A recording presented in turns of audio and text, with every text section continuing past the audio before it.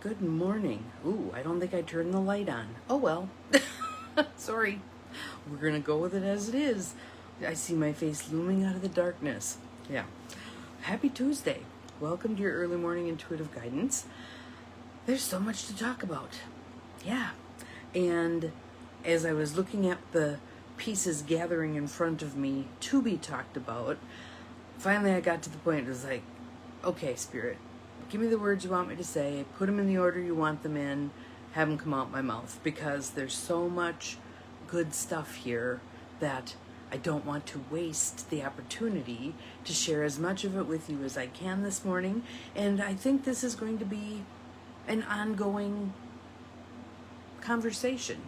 The same as we did with outrageous openness and the same as we did with taking the war out of our words. Here's an opportunity for us to learn and grow together. So I'm very excited about sharing this with you. And I see one person has popped on. Good morning. Glad you're here. Your name isn't rolling, but my guess is it's one of the regulars. So, yeah, lots to talk about. Good morning, Beth. Good morning, good morning. Glad you are here. We'll give it a minute for the others to pop on. And I know that over the course of the day, probably a little over 100 people will watch this. I'm giving you a call to action. I would like for you to share some aspect of what I say this morning with one other person. One other. That's it. That's all. That's good enough. Good morning, Mel. Glad you're here. Welcome. Thank you for the fun stuff. I appreciate it.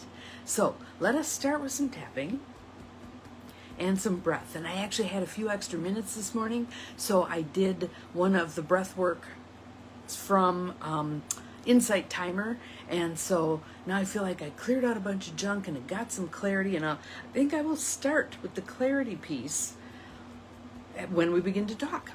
So, good morning to whomever else has popped on. Looks like there's 3 here now.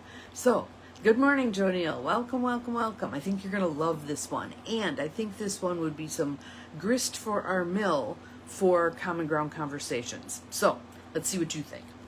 In through the nose. Out through the mouth. In through the nose a little more deeply. Out through the mouth. One more time. In through the nose. Out through the mouth. Hopefully that got you feeling a little fresher, more awake, ready to roll. And Beth, I think that is the 3rd time your name has rolled. So what that says to me is there's something in this message that's really powerful for you. So the new book we're going to start working our way through in little bits here and there, mixed in with cards, etc., is Pulling Together, a handbook for community change.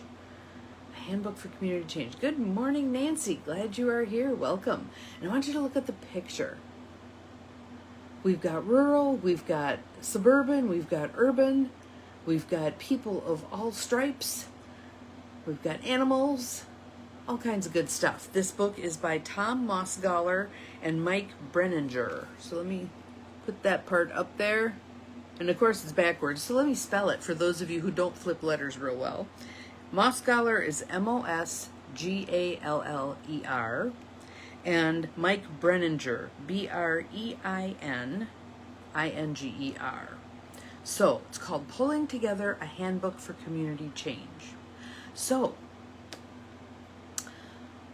my breath work this morning. Let's start with that because that's a great launching point. And if any of you want to do this particular breath work, it's on Insight Timer and it's called Energy Body DNA. And you can search for specific things. Energy Body DNA. It's got a wonderful drum beat to it. It's great for a panting breath. And typically what I do is I do the panting breath for a while, and then I'll do a couple of nice deep breaths, and then I'll go back to the panting breath, and then some cleansing breaths, and back and forth. But my intention for this breath work was becoming a source of coming together, one people, focused on what they do want, not what they don't want. So in the book, I'm actually going to use some pieces out of the introduction and out of the prelude, because I think they speak to what we've been working on here and what many people are working on across this globe.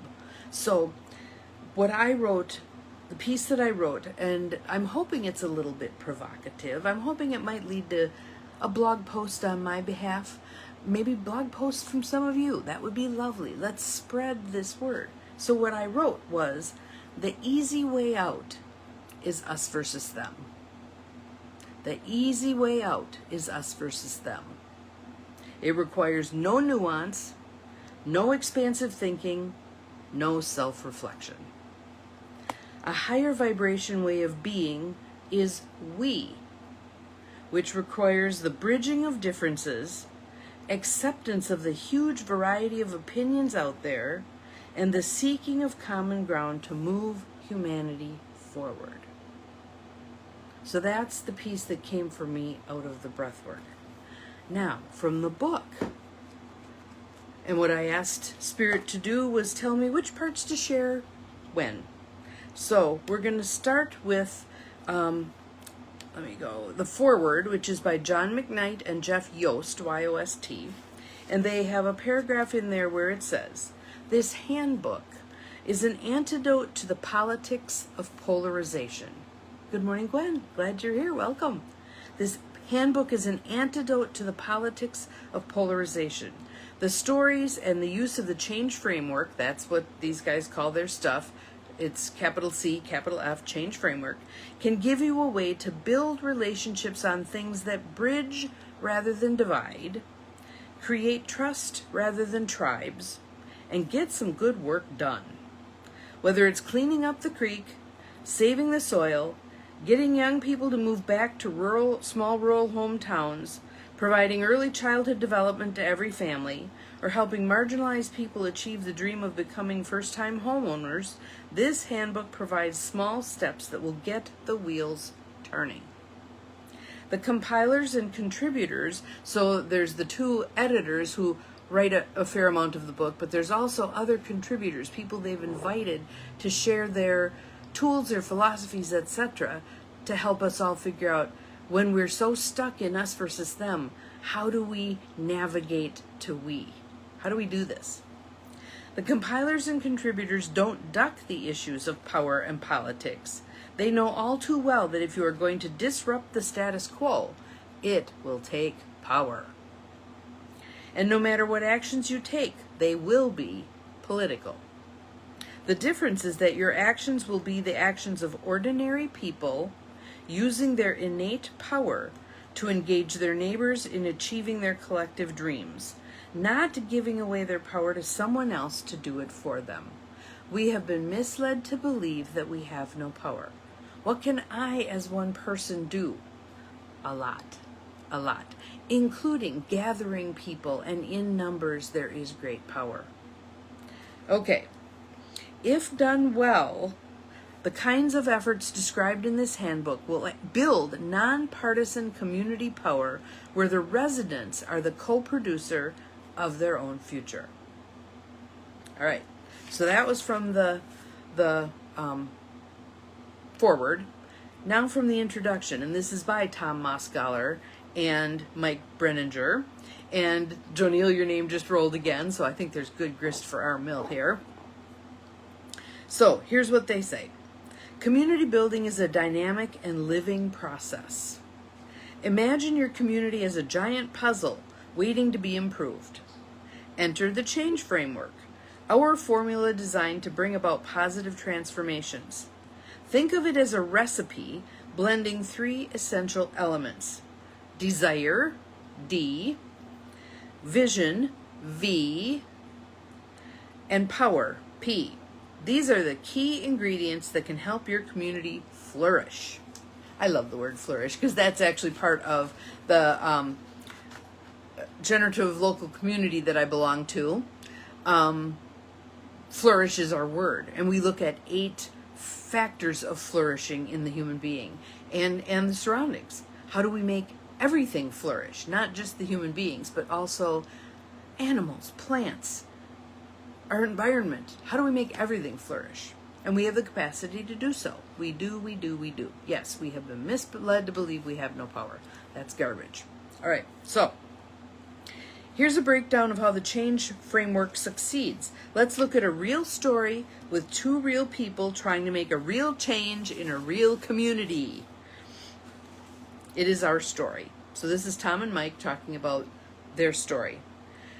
Our collaboration could easily have been a story of division and opposition, but instead it illustrates how the habits of the heart trump the habits of the head.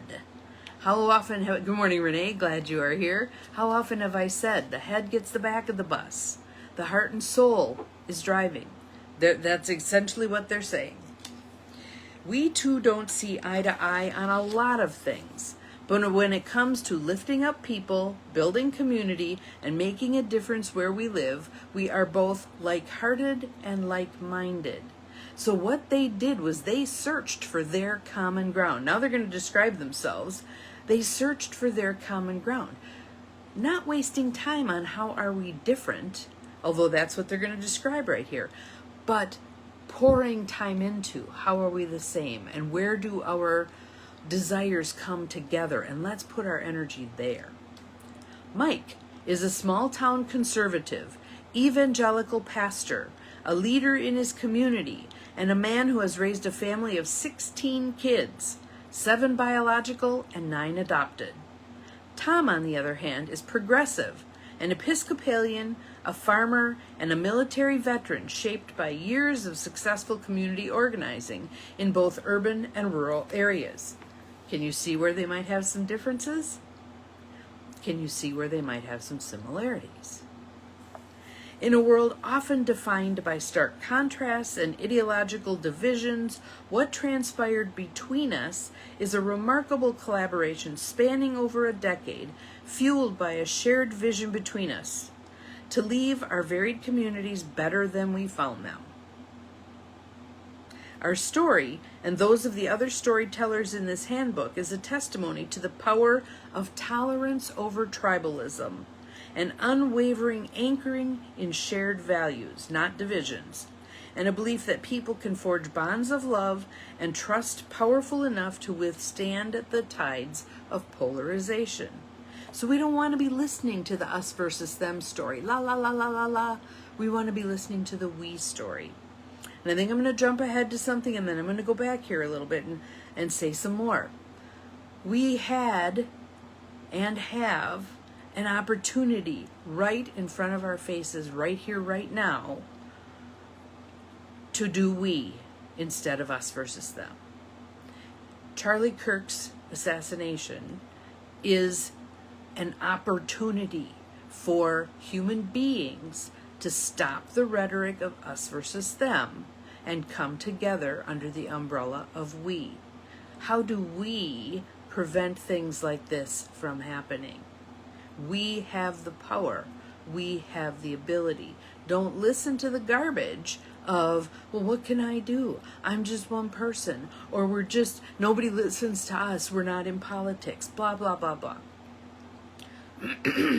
I'm saddened by the us versus them that I see at times with regard to this horrible event. I'm encouraging all of us to shift into we. Most of us would agree. There are people on the far ends, probably both ends, multiple ends, whatever you want to say, people who acknowledge, who come from a place of, yeah, if you can't deal with someone, kill them. There's much better ways to address, and in fact, there's opportunity in that diversity. When we can sit across from someone who believes differently about something and have good civil discourse, well, tell me why you believe that. Tell me what are the pieces that went into you coming to that conclusion. Help me understand where you're coming from, and I would love an opportunity to help you understand where I'm coming from. Everybody grows. Everybody grows. When we squelch the values, the opinions, the input of the vast majority of people, it's a bell-shaped curve, you guys. It's a bell-shaped curve. Most of us are under this middle part. We aren't far left. We aren't far right. We are in the middle. And we can come to decisions that are amenable to all of us. Will it make the people on the ends happy? No, it won't. But we have numbers on our side. We can speak with a moderate voice. We can influence what happens. All right, so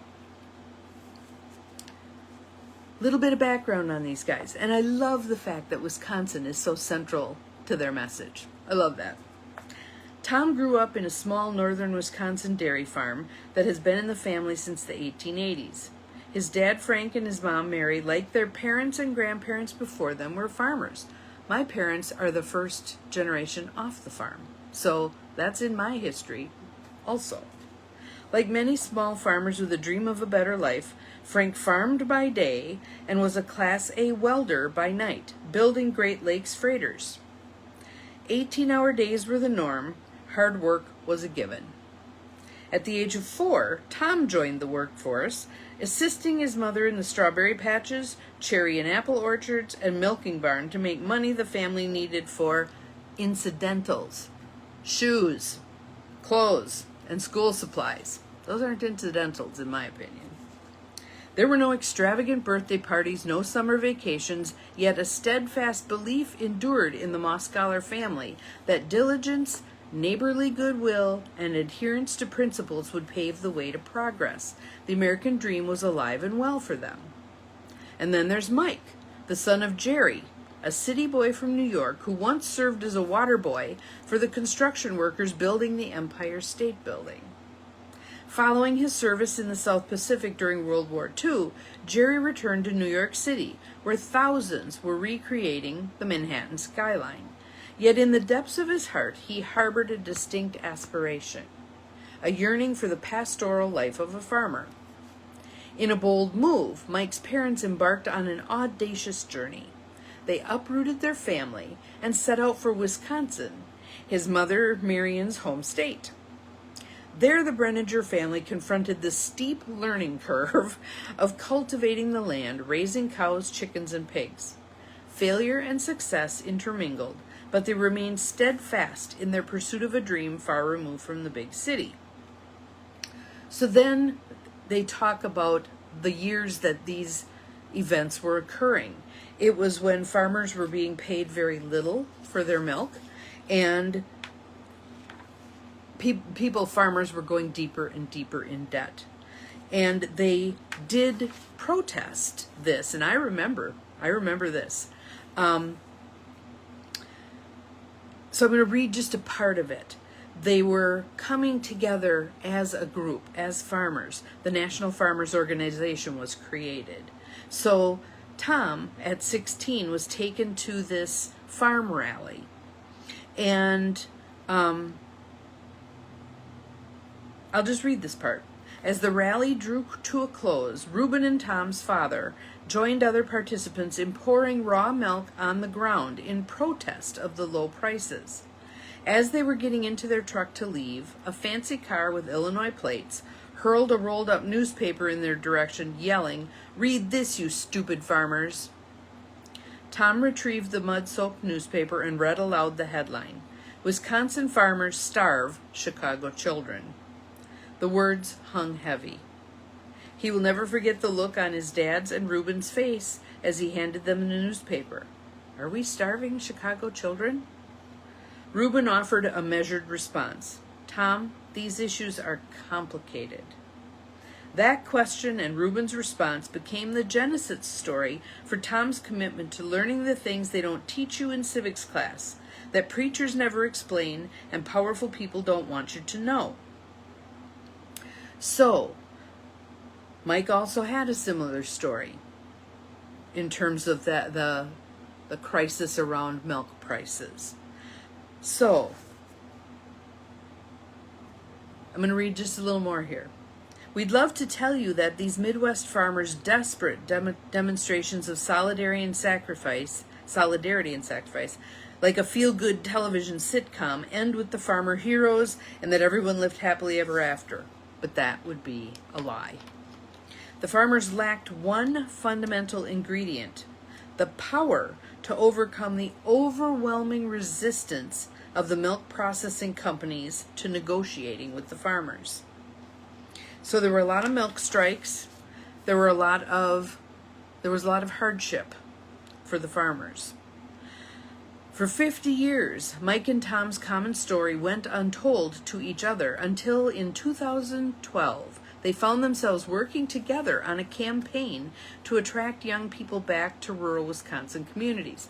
Interestingly, my uncle, Bob, who was 80 and just killed in a farming accident shortly ago, at the bottom of his obituary, it said, "In lieu of flowers, please donate to," and they listed an organization that brings young people back into farming.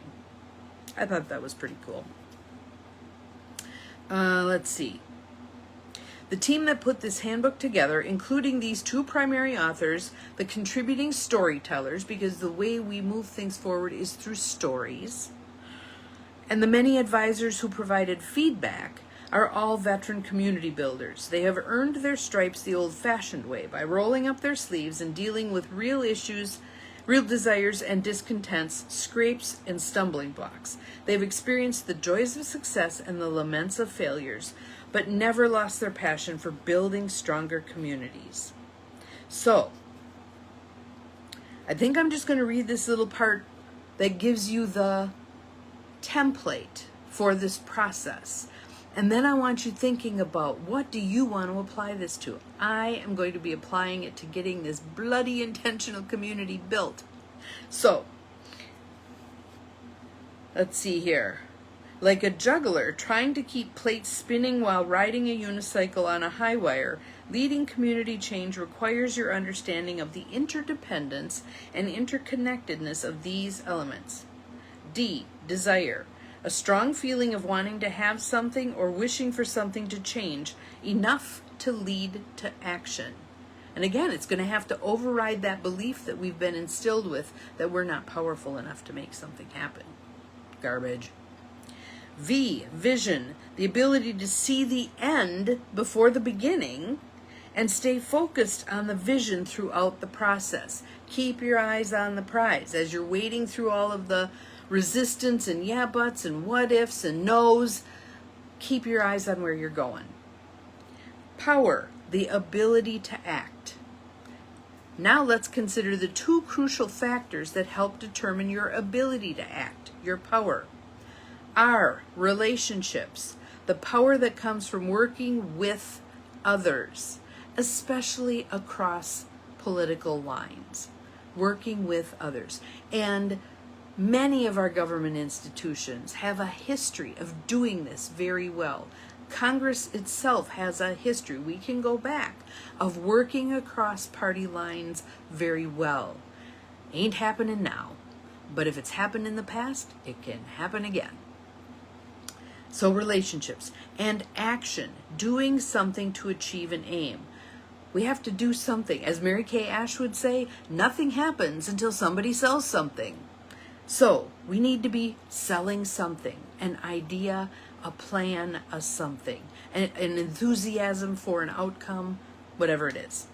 So for those of you who are mathematically inclined, the change framework can be expressed as a formula of 7 parts. Community change equals desire times vision times power, which is relationship plus action, and that amalgam needs to be greater than resistance. So, they say that the ultimate goal of the change framework is to ensure that your desire, vision, and power, created by forming relationships and taking action, are stronger together than the forces of resistance that will try to stop you from making positive changes in your community. Now, resistance can be anything from, we've never done it that way before, where are you going to get the money for that? NIMBY, not in my backyard, blah, blah, blah, blah, right? People can be opposed to change just because they're afraid. Our framework is a flexible tool that can assist any community regardless of its size or location. This unique plan empowers people to work together, dream big, and take action to overcome challenges. Let's explore how you can use this plan to make your community a better place for everyone. So I'm going to stop there. I'd love to hear your thoughts on this. I'd love to hear some of you are going to buy the book. I'd love to keep doing pieces of this the way we have with books in the past and enlighten all of us, lift us all up, empower all of us to make the changes in our world that we would like to see. So that's it for Tuesday. Can't you wait until Wednesday? Have a good day. Talk with someone about this stuff. Hey, there's this cool book that... Talk about it. Talk about it. We will be talking about it in the future. We'll see you again tomorrow. Remember, you're capable of far more than you think you are. Bye-bye.